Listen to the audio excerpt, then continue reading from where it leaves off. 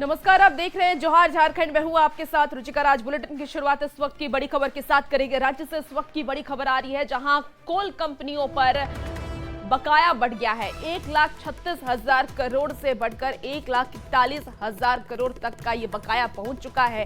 खान विभाग ने ट्रिब्यूनल के आदेश पर राशि संशोधित किया है। आपको बता दें कि राज्य सरकार के अनुसार कोल कंपनियों पर 1,41,000 करोड़ बकाया हो गया है। अब विभाग को कोल ट्रिब्यूनल के फैसले का इंतजार है। फैसला आते ही राशि वसूलने की कार्रवाई की जाएगी। इधर राज्य सरकार भी लगातार केंद्र सरकार से बकाये के भुगतान की मांग कर रही है। कोल कंपनियों पर भूमि मुआवजा, वॉश्ड कोल रॉयल्टी और कॉमन कॉज का बकाया है। तो इस वक्त की आपको बड़ी खबर बता रहे हैं, जहां कोल कंपनियों पर बकाया की खबर अब सामने आ रही है। सरकार नहीं देना चाहती है, ये अलग बात है, लेकिन पैसा हमारा है, जिसमें कोयला की रॉयल्टी का पैसा है, जमीन अधिग्रहण का पैसा है। तो स्वाभाविक तौर पे इतने दिनों के बाद जो है कोयला की रॉयल्टी तो और मिलेगी ना। उस रॉयल्टी का जो बढ़त पैसा है, वो पैसा हो करके 1,41,000 करोड़ रुपया हुआ है। कल तक 1,36,000 करोड़ था। आज वो पैसा रॉयल्टी के रूप में आगे बढ़ा तो 1,41,000 करोड़ रुपया झारखंड का है, और पैसा तो केंद्र सरकार को देना होगा।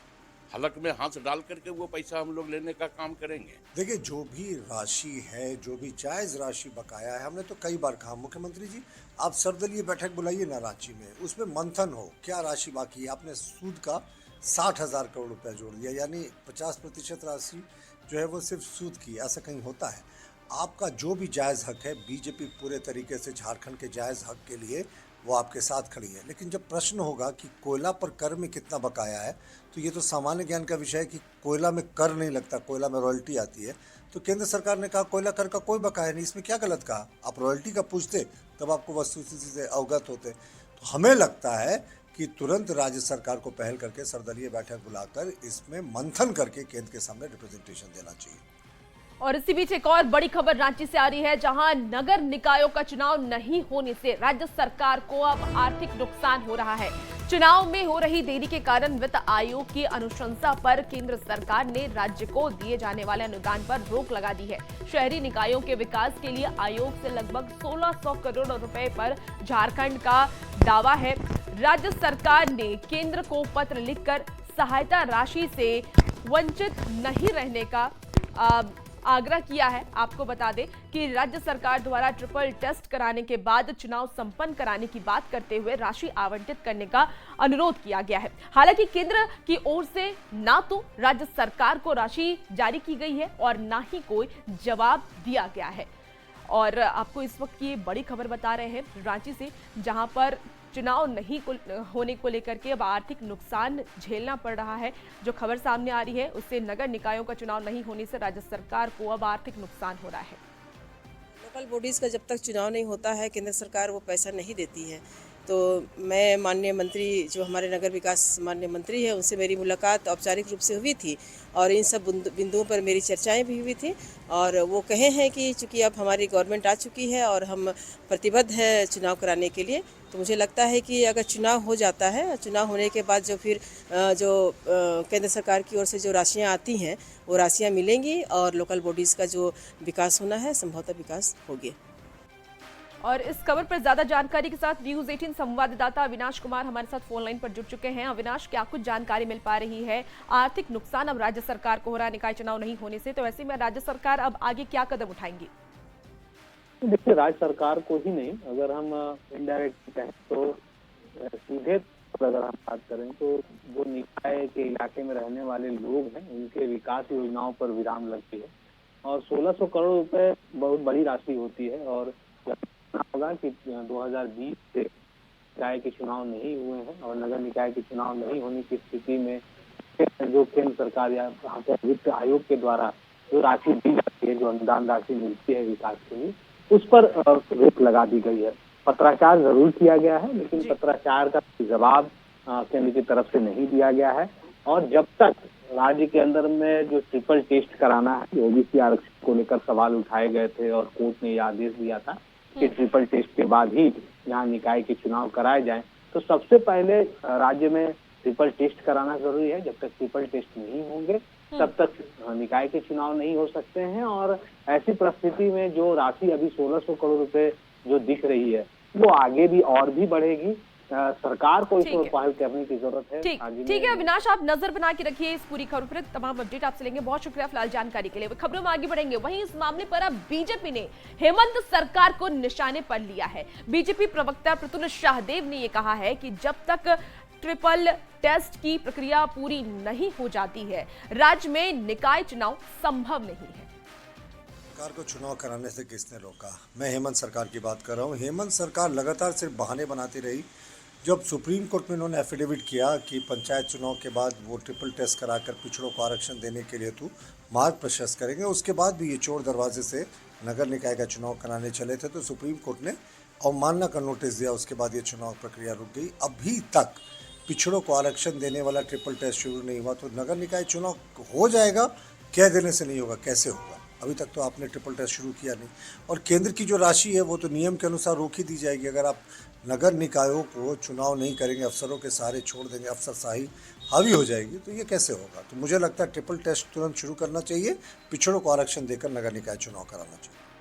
और लातेहार से इस वक्त की बड़ी खबर आ रही है, जहां यात्री बस और कोयला लदे ट्रक की भीषण टक्कर हुई है। हादसे में कई यात्री घायल हो गए हैं। बस के केबिन में ड्राइवर फंसा है। कड़ी मशक्कत के बाद ड्राइवर को बाहर भी निकाल लिया गया है। सूचना मिलते ही मौके पर पुलिस पहुंची है। सदर थाने के उदयपुरा गांव की ये पूरी घटना बताई जा रही है। तो बड़ी खबर और ये एक्सक्लूसिव तस्वीर भी इस वक्त आप टीवी स्क्रीन पर देख पा रहे हैं, जहां यात्री बस और कोयला लदे ट्रक की भीषण टक्कर हुई है। कितनी खौफनाक ये तस्वीर है, ये तस्वीरों से साफ पता चल सकता है। आपको बता दें कि इस टक्कर की वजह से, इस हादसे की वजह से कई सारे यात्री घायल हो गए हैं, जिन्हें सदर अस्पताल में भर्ती कराया गया है। इसमें यहाँ से पब्लिक बस खुली और ठीक ही जा रही थी, लेकिन आगे उदयपुरा के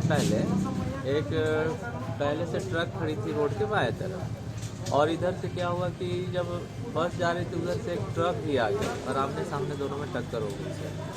टक्कर बहुत ज़बरदस्त हुई, क्या कि ड्राइवर भी फंस गया था उस बस में और हम लोग भी इधर उधर फेंका गए बस में। मेन अतिथि दरवाज़ा पीछे का तोड़ के सर हम लोग निकला। और इस पूरी खबर पर ज्यादा जानकारी के साथ विकास तिवारी हमारे साथ फोन लाइन पर जुड़ चुके हैं। विकास, ये हादसा कैसे हुआ और कितने यात्री फिलहाल घायल हैं, क्या जानकारी मिल पा रही है? जी, मैं आपको बता देना चाहूंगा कि यह सदर थाना क्षेत्र के उदयपुरा के पास की यह घटना है। यह अहले सुबह की घटना है और बस जो है पम्मी नामक यात्री बस वह लातेहार की तरफ से रांची की ओर जा रही थी और विपरीत दिशा से एक कोयला लदा ट्रक आ रहा था और उसी जगह पे ठीक पहले से एक सड़क के किनारे ट्रक खड़ी थी, जिसके वजह से लगता है, ऐसा देख के प्रतीत होता है कि साइड नहीं ले सका जगह की वजह से और आमने सामने की टक्कर हुई, जिसमें यह हादसा हुई। हालांकि अभी 1 दर्जन यात्री इसमें घायल हुए थे। 3 की स्थिति गंभीर है, जिनका प्राथमिक उपचार करके रांची रिम्स बेहतर इलाज के लिए भेज दिया गया है। बाकी सभी स्थिति सामान्य है। सड़क पर आवागमन परिचालन जो है समान कर दिया गया है। जी ठीक है विकास, आप नजर बना के रखिए, अपडेट लेंगे। बहुत शुक्रिया फिलहाल जानकारी के लिए। धनबाद से इस वक्त की बड़ी खबर आ रही है, जहां अपराधियों के हौसले बुलंद नजर आते हैं। मार्शलिंग यार्ड के मुंशी को गोली मारी गई और घटना को अंजाम देकर आरोपी फरार हो गया है। घायल शख्स का इलाज जारी है। मामला दर्ज कर जांच में पुलिस जुट गई है। आपको बता दें कि पुलिस ने घटनास्थल से एक जिंदा कारतूस, एक खोखा भी बरामद किया है। तो इस वक्त की आपको बड़ी खबर धनबाद से बता रहे हैं, जहां अपराधियों का हौसला बुलंद नजर आ रहा है। मार्शलिंग यार्ड के मुंशी की गोली मारी गई है उनको और घटना को अंजाम देकर आरोपी फरार है। फिलहाल पुलिस घटनास्थल से एक जिंदा कारतूस और एक खोखा बरामद कर ली है और आगे की तफ्तीश में जुट गई है। में सीमेंट बालू गिट्टी मिला के काम करना और क्या। अच्छा। मांग करते हैं कि उसका सही जांच करके निष्पक्ष उसका ट्रीटमेंट करवाएं और जो उचित कार्रवाई है किया जाए। अभी पेशेंट की कंडीशन डॉक्टर बोल रहे हैं कि अभी ठीक है, लेकिन वो ट्रीटमेंट चाहिए। हम जिला प्रशासन से आग्रह करना चाहते हैं कि सरकार की छवि को धूमिल ना करें और जांच जो है उच्च स्तरीय आप लोग कीजिए और निष्पक्ष जांच करके और उद्भेदन कीजिए, क्योंकि इसमें कहीं ना कहीं हमारे सरकार का छवि धूमिल हो रही है। जिससे धनबाद की जनता त्राहिमाम है। चतरा से भी बेखौफ अपराधियों की कोहराम मचाने वाली तस्वीर एक बार फिर से सामने आई है, जहां एक महिला को उसकी दुकान पर गोली मारकर उसकी हत्या कर दी गई। ये पूरी घटना प्रतापपुर थाना क्षेत्र के झारखंड बिहार बॉर्डर स्थित एगरा पंचायत की है, जहां एक महिला की अपराधियों ने गोली मारकर हत्या कर दी है। परिजनों के मुताबिक 3 बाइक सवार अपराधी उसके दुकान पर पहुंचे, जहां महिला से सिगरेट की मांग की गई और इसके बाद अपराधियों ने पिस्टल निकालकर महिला को गोली से मार दिया, जिससे उसकी मौके पर ही मौत हो गई। वहीं घटना को अंजाम देकर आरोपी फरार हो गए। 3 मोटरसाइकिल से आए और 2 एगो हेलमेट लगैले थे, 2 उतरे, एगो सिगरेट मांगा, हमारे बहन ने लावे गए सिगरेट और मुंह में गोली मार दिए।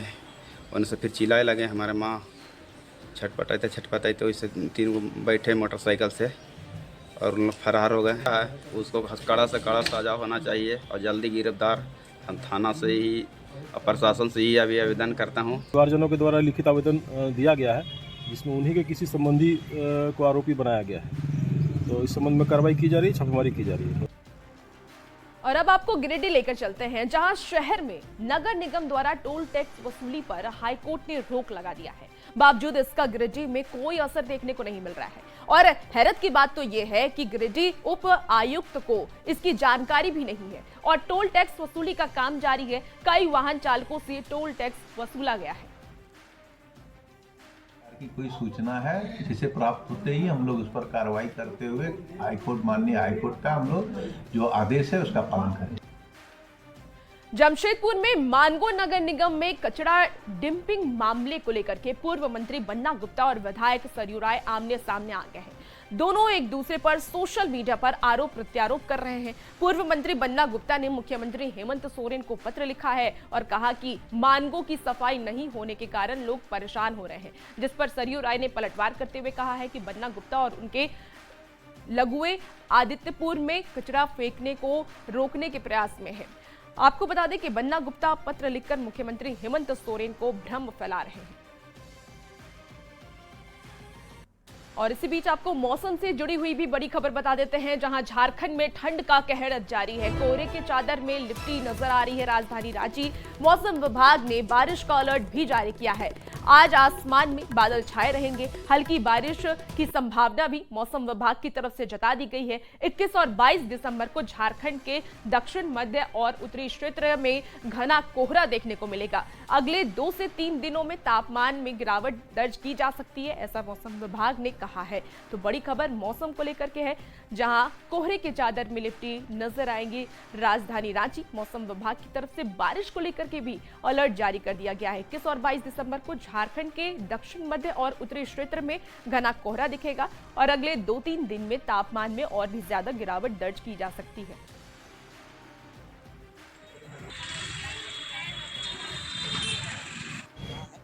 झारखंड के कई ऐसे जिले हैं जहां आज आसमान में बादल छाए रहेंगे और यह भी अनुमान लगाया जा रहा है मौसम विभाग की अगर माने तो कई ऐसे ज़िले हैं जहां हल्की बारिश हो सकती है।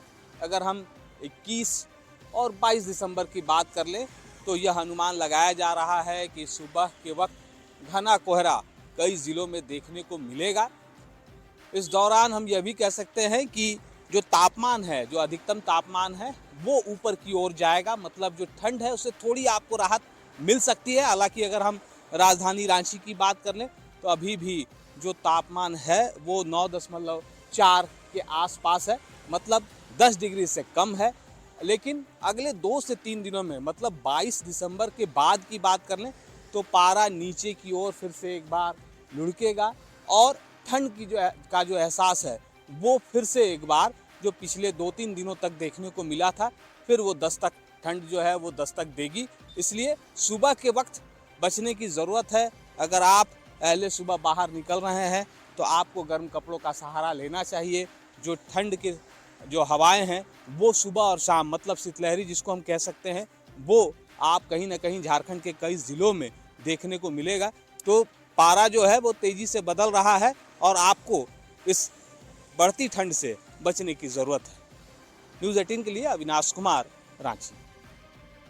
और सीधे आपको दिल्ली लेकर चलते हैं, जहां संसद मार्च विपक्ष की तरफ से किया जा रहा है। तस्वीरें भी आपको दिखाएंगे दिल्ली की, और ये देखिए दिल्ली की तस्वीर, जहां संसद में धमाकेदार ये मार्च किया जा रहा है। धक्का मुक्की पर सियासत भी अब हाई है। दिल्ली की सीधी तस्वीर दिखा रहे हैं। संसद में धक्का मुक्की लगातार जारी है और इसी धक्का मुक्की को लेकर के सियासत भी शुरू हो गई है, प्रदर्शन शुरू हो गई है। बीजेपी की तरफ से भी कल प्रदर्शन किया गया था और अब देखिए विपक्ष के नेता भी प्रदर्शन करते नजर आ रहे हैं। ये सीधी तस्वीर विजय चौक से संसद की दिखा रहे हैं हम आपको, जहां संसद में धक्का मुक्की को लेकर के सियासत अब इस पर तेज हो गई है। बीजेपी जहां राहुल गांधी पर एफआईआर दर्ज करवा चुकी है, तो अब इस पर विपक्ष की तरफ से भी प्रदर्शन किया जा रहा है।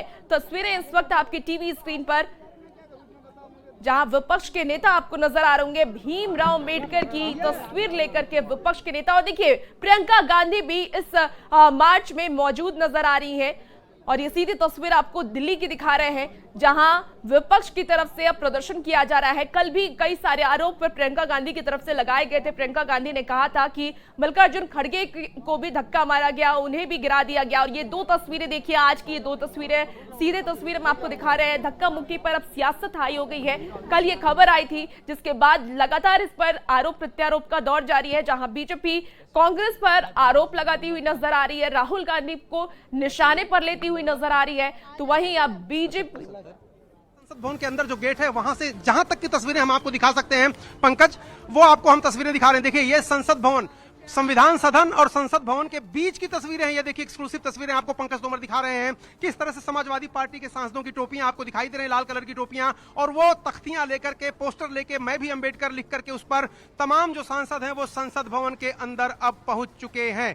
तो पंकज तोमर आपको ये तस्वीरें दिखा रहे हैं एक्सक्लूसिव, समाजवादी पार्टी के सांसद संसद भवन के गेट नंबर 1 से प्रवेश करते हुए। संविधान सदन और नई संसद के बीच का ये जगह है, बीच का जो इलाका। और जरा तस्वीरें जो विजुअल आपको दिखाई दे रहे हैं, वहीं पर वो जो विजुअल आपको अंदर के दिखाई दे रहे हैं, कल दोपहर में 11 बजे के आसपास वहीं पर आरोप प्रत्यारोप दोनों तरफ से लगाए जा रहे हैं कि वहां पर इकट्ठा होने के दौरान एनडीए सांसदों और इंडिया गठबंधन के सांसदों के बीच धक्का मुक्की हुई है। तो यही वो तस्वीर है, यही वो जगह है जहां पर कल हुआ धक्का मुक्की, ऐसे आरोप लगाए जा रहे हैं। और अब जो तमाम जो सांसद हैं इंडिया गठबंधन के और जो नेता हैं बड़े, वो सब अंदर जा चुके हैं। तो दिल्ली की से ये 3 तस्वीरें, और आप देखिए ये तस्वीर जहां पर प्रियंका गांधी भी प्रदर्शन में शामिल हुई नजर आ रही है और तमाम विपक्षी सांसद इस वक्त प्रदर्शन कर रहे हैं। कल जिस तरीके की तस्वीर आई, उस तस्वीर के बाद अलग अलग आरोप प्रत्यारोप किए जा रहे हैं। बीजेपी जहां कांग्रेस पर, राहुल गांधी पर आरोप लगा रही है, तो वहीं कांग्रेस की तरफ से भी अब प्रदर्शन शुरू कर दिया गया है। ये विरोध प्रदर्शन है। आपको बता दें कि विजय चौक से लेकर के संसद तक ये विरोध प्रदर्शन सांसदों की तरफ से किया जा रहा है। तमाम सांसद इस प्रदर्शन में मौजूद नजर आ रहे हैं। आपको बता दें कि प्रियंका गांधी भी इस प्रोटेस्ट में शामिल हैं और तमाम जो सांसद हैं विपक्ष के, गठबंधन के, वो अब इस प्रदर्शन में मौजूद हैं। तो दिल्ली से ये सीधी तस्वीर, एक्सक्लूसिव तस्वीर हम आपको दिखा रहे हैं, जहां देखिए कि किस तरीके से विपक्ष की तरफ से प्रदर्शन किया जा रहा है। कल राहुल गांधी ने किया वो लोकतंत्र के मंदिर को अपमानित करने वाला है, चोट पहुंचाने वाला है, और हम इसको बर्दाश्त नहीं करेंगे। आदिवासी बेटी का अपमान, राहुल गांधी शर्म करो।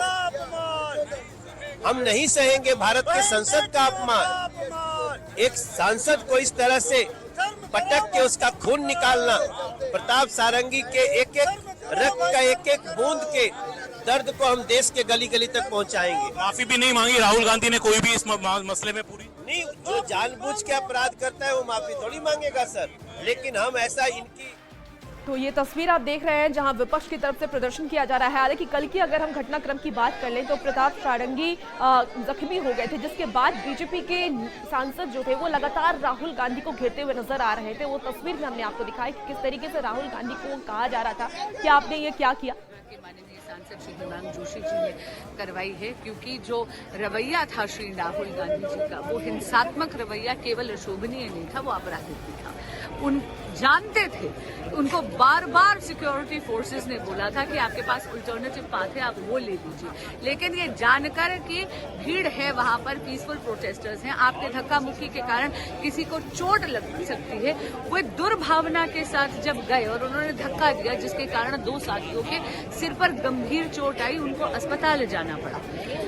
वो ये शायद भूल गए कि जनप्रतिनिधि लोकतंत्र का सबसे बड़ा प्रहरी है और संविधान केवल झलकाने के कारण आप संविधान के रक्षक नहीं बन जाते। और रही बात कि उनकी कंप्लेंट क्यों नहीं दर्ज हुई, ये आपको पुलिस के पास जाकर पूछना पड़ेगा, लेकिन मुझे लगता है ये तो इस वक्त आपको सीधी तस्वीर दिखा रहे हैं जहां देखिए गठबंधन के जो सांसद हैं वो प्रदर्शन करते हुए नजर आ रहे हैं। कल जिस तरीके से आरोप बीजेपी की तरफ से लगाए गए कांग्रेस पर और गठबंधन के सांसदों पर, उसके बाद अब विपक्षी गठबंधन के जो सांसद हैं वो भी अब प्रदर्शन कर रहे हैं। दूसरी तरफ बीजेपी का भी प्रदर्शन जारी है।